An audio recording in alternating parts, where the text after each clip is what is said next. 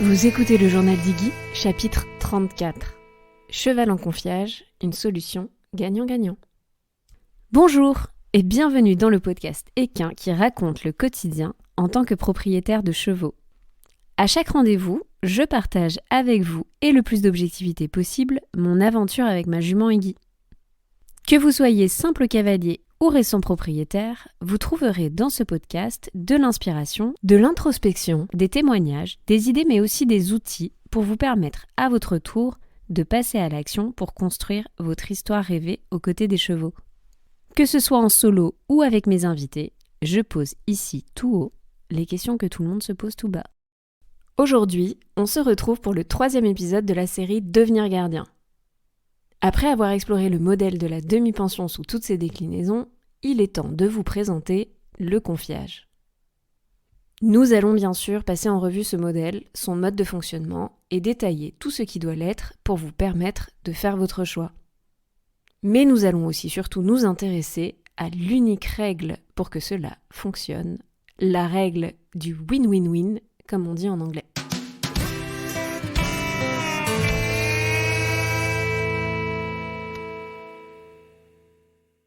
Mais alors, c'est quoi cette règle ? Tout ce qui va suivre dans cet épisode va être dit de manière à respecter le principe d'un accord gagnant-gagnant. Donc, win-win en anglais. Vous en comptez que 2, mais j'en ai bien dit 3 tout à l'heure. La règle du win-win-win est là pour surtout ne pas oublier le cheval. Easy, vous me direz, mais pas si simple en vérité. J'ai envie de commencer cet épisode en prenant un peu de recul sur notre cher droit français. Je suis la première à vous parler de cadre et à rabâcher qu'il faudra un contrat. Tout le monde a compris, je déteste le flou. Pour autant, le droit français évolue petit à petit, mais utilise aujourd'hui des articles qui n'ont pas toujours été écrits en pensant aux animaux.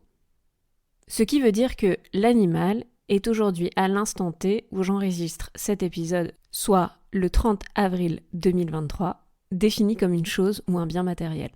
Et oui, ça pique. Alors, le contrat de base utilisé pour un confiage se nomme contrat de prêt d'usage. Et il est réglementé par différents articles du Code civil, notamment le 1875, mais aussi l'article 1103, l'article 1231-1, selon les termes de bien matériel. Et donc nullement de vivant. Le seul article qui fait référence à l'animal dans ces contrats est le numéro 1243, et selon ces termes. Le propriétaire d'un animal, ou celui qui s'en sert, pendant qu'il est à son usage, est responsable du dommage que l'animal a causé, soit que l'animal fût sous sa garde, soit qu'il fût égaré ou échappé. Donc, traduction, en soi, c'est juste pour vous rappeler que si votre cheval cause un tort à une tierce personne, c'est vous qui devez assumer. Pour clore cette petite intro réjouissante, je reviens sur ma règle du win-win-win. L'animal, le cheval, n'a pas de droit qui le protège individuellement dans le cadre de ce contrat. Et ce sera donc de votre devoir moral de vous assurer que le principal concerné, aka toujours le cheval, ne soit pas laissé pour compte. Maintenant que j'ai posé ma règle, je vous propose de dérouler ensemble sur pourquoi le contrat de confiage peut être une véritable solution à explorer quand on souhaite devenir gardien soi-même. Quand j'ai commencé cette série, j'avais pour but de rester assez factuel pour m'adresser plutôt aux personnes simples cavalières. Celles qui moulinent dans leur tête toutes les différentes options pour accéder à plus que quelques heures par semaine en centre équestre. Et c'est lors de la sortie du dernier épisode avec Julia que je me suis rendu compte que certains d'entre vous ne voyaient pas l'intérêt pour un propriétaire de partager ou confier son cheval. C'est à ce moment-là que je me suis dit qu'il était important de démarrer ce nouveau chapitre par ce point précis. Commençons donc par répondre à la question suivante. Mais pourquoi un propriétaire propose-t-il son cheval en confiage ? La vérité, c'est qu'il y a autant de raisons que de propriétaires. Mais les plus évidentes sont qu'un cheval, ça vit longtemps, et que l'on traverse plusieurs tranches de vie ensemble. Ceux dont on n'a pas toujours conscience, ou connaissance d'ailleurs quand on s'engage. Études supérieures, mutations, accidents, changement de vie, de rythme, arrivée d'un bébé, qui sait ce que l'on va vivre ensemble à ses côtés ? Tous ces événements ne sont pas exceptionnels en soi. Ils arrivent à plein d'entre nous et ils peuvent pour un temps plus ou moins long redistribuer un petit peu les cartes de notre quotidien. En gros, un propriétaire qui met son cheval en confiage ne le fait pas toujours par plaisir. encore moins pour s'en débarrasser. Bien souvent, il a en tête que, justement, dans les mois ou années à venir, il ne va peut-être pas être le mieux placé en fait pour gérer et le manager au quotidien. Une autre des raisons, ça peut être que pendant un temps, on n'arrive plus à assurer le quotidien financièrement. La vie, elle est aussi faite de coups durs, comme le chômage ou toute autre situation qui réduit notre budget, et dans ces moments-là, ce n'est pas donc non plus par plaisir que l'on se voit confier son cheval. Mais pour autant, ça peut permettre de maintenir son confort et ses besoins fondamentaux. C'est donc dans cet esprit, et avec toute cette prise de recul sur le contexte, dans lequel certains propriétaires sont amenés à mettre leur cheval en confiage, que j'aimerais maintenant vous donner la définition. Le confiage est un contrat de prêt d'usage qui existe dès lors qu'un cheval est mis à disposition d'une autre personne gratuitement. Oui, vous avez bien entendu. Gratuitement.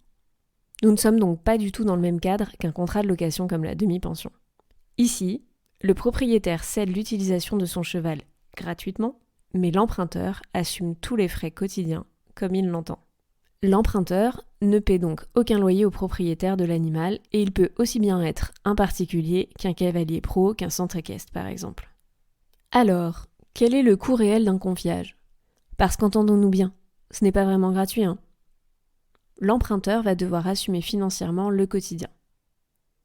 C'est donc lui qui va payer en direct l'hébergement, l'alimentation, les soins de base comme le parage, le dentiste ou par exemple le matériel s'il souhaite en changer, mais aussi les frais vétérinaires courants, et notamment certains pros comme l'ostéo. En vérité, le confiage, c'est comme si vous aviez à gérer financièrement votre propre cheval tous les mois. Mais vous n'avez pas eu à sortir les sous pour le cheval en tant que tel. Il y a quand même un point sur lequel le propriétaire continue d'assumer les frais. Mais il s'agit là de le spécifier également en avance dans le contrat. Ce sont les frais vétérinaires que l'on pourra qualifier d'exceptionnels et non d'usuels. Par exemple, un traitement lourd pour un ulcère, une opération pour des coliques, etc. Revenons maintenant à ma règle de win-win-win. Le premier gagnant, vous l'aurez compris, doit être le cheval. Parce qu'un cheval domestique est un cheval domestique. Et même s'il a la chance de vivre en troupeau, avec des potes et ses besoins fondamentaux comblés, alors il faut pouvoir les maintenir. Les frais engendrés par ce basique sont alors à la charge de l'emprunteur, qui décide de les maintenir. Mais surtout, un cheval domestique reste un cheval qui vit dans un périmètre et qui ne peut donc pas se débrouiller tout seul pour assurer ses propres besoins. Je pose ça là parce que vous savez à quel point ça m'énerve, les chevaux oubliés tout seuls dans des paddocks, mais un cheval domestique, en fait, il a quand même besoin d'être surveillé. On a besoin de savoir s'il est malade ou en surpoids. On a besoin de vérifier qu'il mange à sa faim, tout simplement. En fait, même en dehors de ça, un cheval domestique, c'est aussi un cheval qui a probablement grandi au contact de l'homme, qui a appris à être stimulé cognitivement. Bref, c'est un cheval qui ne se gère pas seul et qui ressemble à tout sauf à Spirit qui parcourt les plaines en se débrouillant tout seul. Le deuxième gagnant doit être ex aequo avec le troisième. Le propriétaire et l'emprunteur doivent donc chacun y trouver leur bonheur. Le propriétaire, parce qu'il sait qu'il confie son cheval à une tierce personne qui va s'en occuper comme si c'était le sien, et donc assurer ce que lui ne peut plus. L'emprunteur, parce qu'il va pouvoir prendre le temps de s'occuper d'un cheval comme si c'était le sien, et ainsi répondre à ses besoins ou objectifs qu'il aura déterminés en amont. Que ce soit construire une relation, apprendre à être autonome avec son cheval, gérer le quotidien, progresser dans une discipline, etc., etc. Ce qui m'amène donc à un point pratico-pratique. Dans quel cas choisir un confiage plutôt qu'un autre modèle ? Le premier qui peut sembler le plus évident est de vouloir tester si on est prêt à devenir propriétaire soi-même par la suite. On choisit donc le confiage avec l'idée en tête que l'on teste sur une période. Certes, un confiage peut durer vraiment longtemps. J'en connais qui sont en confiage depuis des années avec le même cheval. Pour autant, certains sont cadrés par une date de fin. Le deuxième est que l'on a parfois la possibilité de pouvoir débourser le quotidien, mais pas l'épargne ni la trésorerie pour acheter son propre cheval soi-même. Et c'est le cas pour pas mal de cavaliers. Parfois même des cavaliers pros ou des coachs qui n'ont pas forcément le budget du cheval en tant que tel, mais qui ont l'environnement, le temps, le cadre et les compétences pour soigner et faire évoluer le cheval. La troisième bonne raison pourrait être celle d'avoir envie de s'investir encore plus sans être contraint dans un cadre rigide comme celui de l'ADP ou même de la pension complète. Il y a une certaine liberté qui accompagne normalement, dans l'esprit et dans les faits, le confiage. On parle de plus en plus de vision holistique quand il s'agit de manager le quotidien du cheval, de le voir dans son ensemble, de comprendre la corrélation entre son environnement, son alimentation, le choix des soins, des pratiques. Le confiage, c'est pour moi le contrat qui permet de répondre au mieux à cette vision. Si on doit donner un exemple concret, on a souvent la possibilité de pouvoir changer de pension par exemple, de pouvoir faire intervenir un ostéopathe ou un shiatsuki, puisque c'est l'emprunteur en fait qui paye les soins. Une des dernières raisons que j'aimerais donner, c'est le cas d'un propriétaire qui souhaite par exemple avoir un deuxième cheval et qui a le cadre pour l'accueillir, le temps, la connaissance, mais qui ne peut peut-être pas assumer l'achat en tant que tel. Je voudrais rapidement revenir sur la notion de temps et de durée d'un confiage. Le contrat de prêt d'usage peut être rédigé avec une durée déterminée à l'avance ou indéterminée. Ce qui veut dire que s'il y a une date de fin, en général le contrat ne peut pas être rompu de manière anticipée, sauf accord amiable entre les parties, ou dans le cas d'un manquement grave de l'une des parties à ses obligations, par exemple la maltraitance du cheval confié. Dans le cas d'un contrat indéterminé, chacune des parties est libre d'y mettre un terme à tout moment, sans justification particulière. Par contre, le contrat doit être dénoncé par lettre recommandée avec accusé de réception. En général, dans le contrat, on prévoit un délai pour pouvoir le rompre et celui-ci doit être respecté. C'est tout simplement du bon sens et si c'est vous qui vous occupez et qui gérez financièrement le quotidien du cheval, vous devez vous assurer que vous ne le mettez pas en danger du jour au lendemain. Genre ciao bye bye. Souvenez-vous, la règle d'or, c'est win-win-win. Et plus simplement, si je peux me permettre, je n'aime pas juger, mais quand on s'engage dans un tel contrat, la première leçon à en tirer, c'est de comprendre que notre cheval domestique, il peut pas s'en sortir tout seul. Il paye pas son loyer au prix en câlin, par exemple. Donc, vous apprenez à devenir responsable et à penser au cheval avant tout. Quelle merveilleuse transition.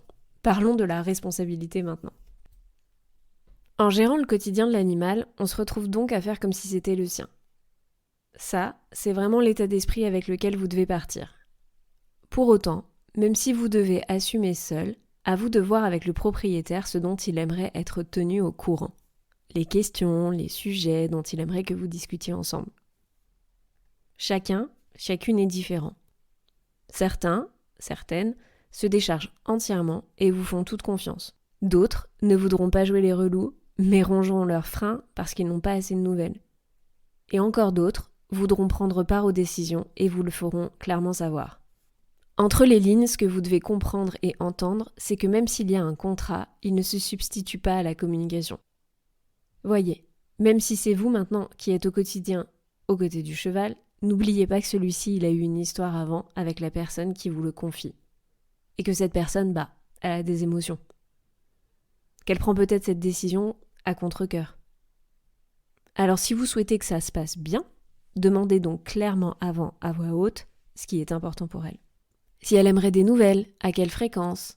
Ne partez pas avec des a priori ou des hypothèses. Il n'y a rien de pire pour démarrer une relation, et encore plus quand celle-ci elle est tripartite. Maintenant qu'on a parlé du savoir-être, regardons au niveau légal. À l'égard des tiers, la responsabilité civile de l'emprunteur sera de nature délictuelle. Ça veut dire que le contrat de prêt à usage transfère la garde du cheval prêté à l'emprunteur. En fait, vous devenez gardien, en tant qu'emprunteur, du cheval, et donc dès lors, vous êtes responsable des dommages que le cheval pourrait causer à un tiers.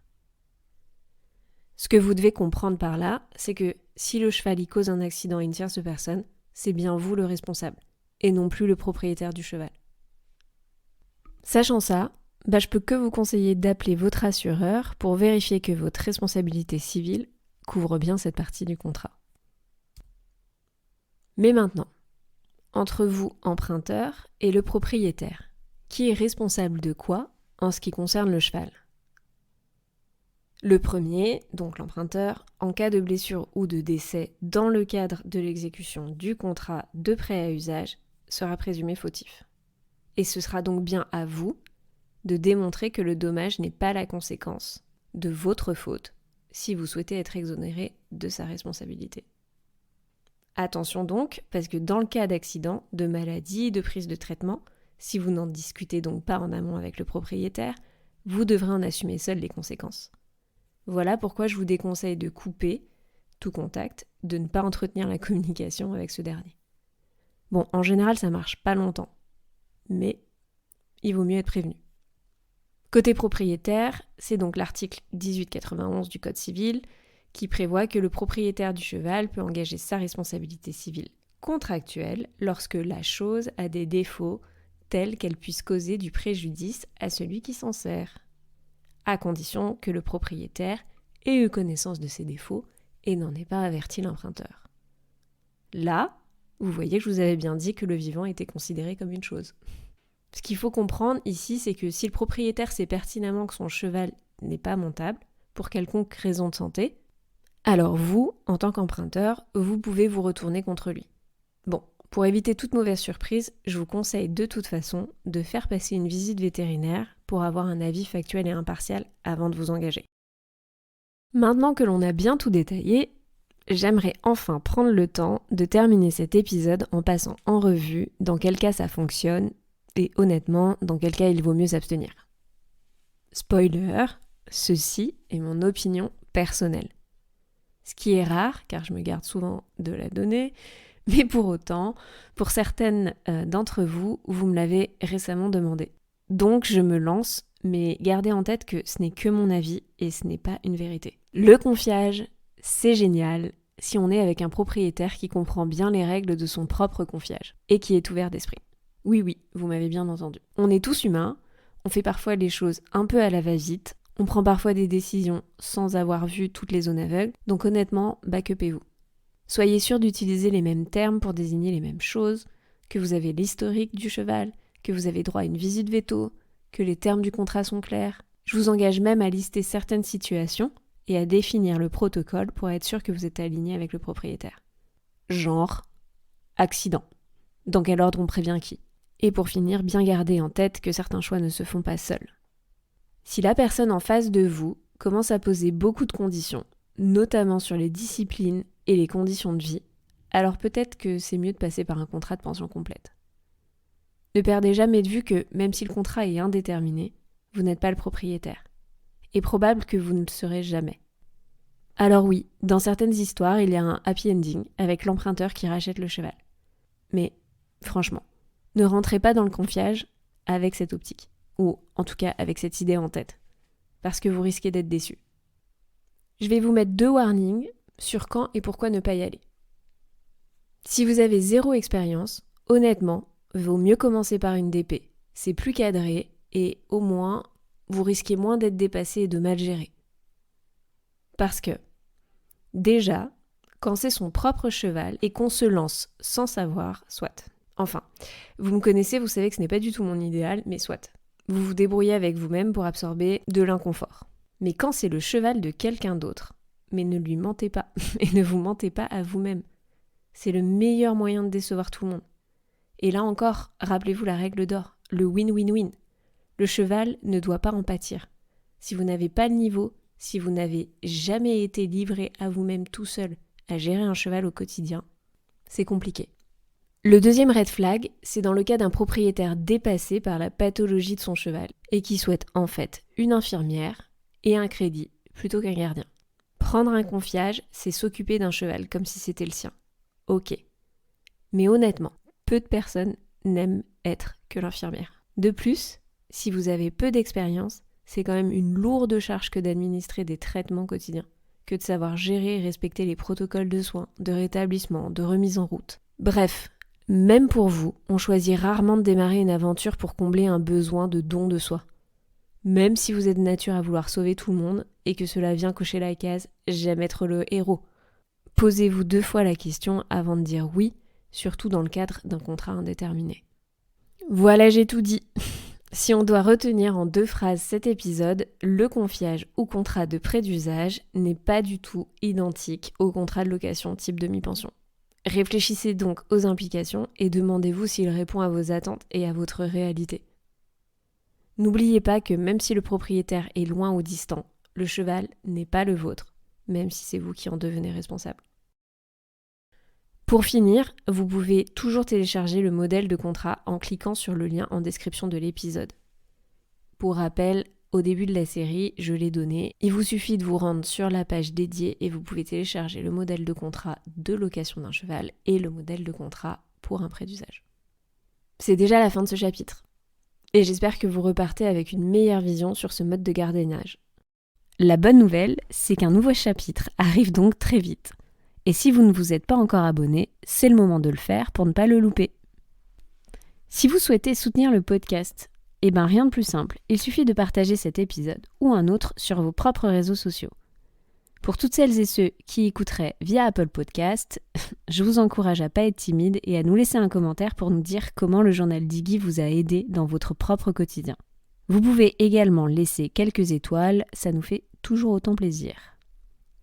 On se retrouve ici donc dès la semaine prochaine et en attendant, vous pouvez aussi nous rejoindre, Iggy et moi, sur Instagram pour y suivre notre quotidien et notre actualité. Vous nous retrouverez sous le pseudo iggy.journal. Merci de votre écoute et à bientôt.